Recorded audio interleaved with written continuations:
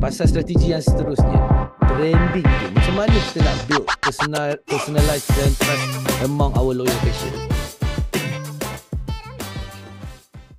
Bila kita bercakap tentang trust, dia bukan sekadar tentang logo, kita punya tagline, vision mission, apa semua kan. Kalau cakap pasal vision mission tu, yalah, owner klinik tu punya aspirasi dia lah, dan juga owner kepada pemilik bisnes tu sendiri. Tetapi apabila kita bercakap tentang branding, it's all about apa yang orang rasa tentang kita. Apabila mereka dah dapatkan produk kita, servis kita, itu yang buat dia orang rasa. Kenapa orang beli kereta Mercedes? Sebab dia orang nak rasa that comfort, luxury and so on.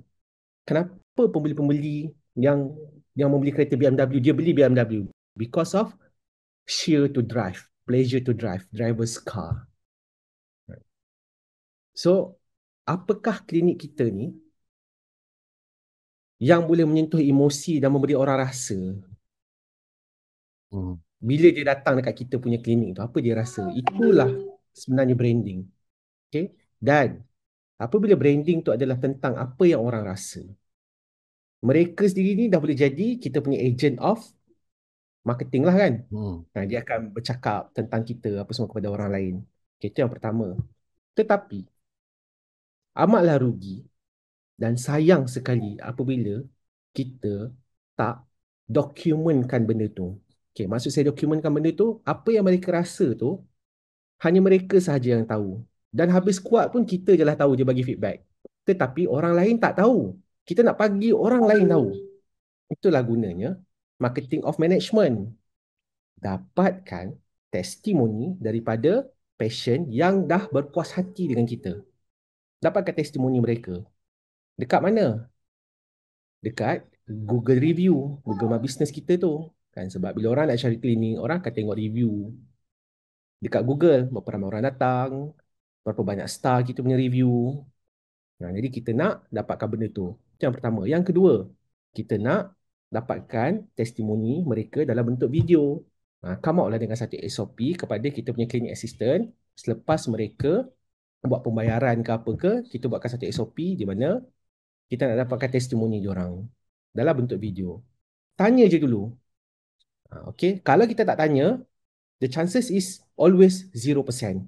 Tapi bila kita tanya, the chances is 50-50. Sama ada dia sudi nak bagi testimoni dalam bentuk video ataupun tidak. Sekurang-kurangnya, kita tanya. Okay, itu yang pertama.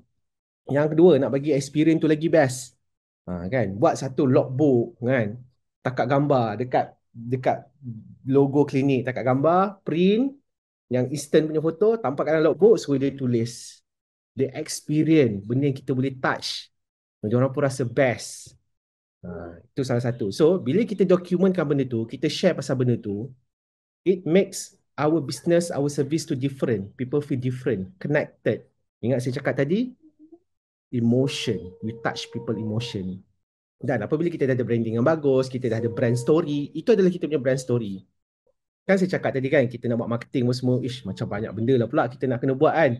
Cukup ke staff kita nak buat? Kita ada ke staff-staff yang ada willingness yang tinggi untuk buat benda-benda yang luar daripada job scope dia sebagai contoh kan, willingness tu. Jadi, bila kita ada brand story tu akan attract bukan sekadar kita punya customer, kita punya new passion, tetapi mereka juga dengan brand story yang kita ada akan attract juga a good talent, a suitable talent untuk masuk ke dalam kita punya organisasi untuk bagi the best service lah.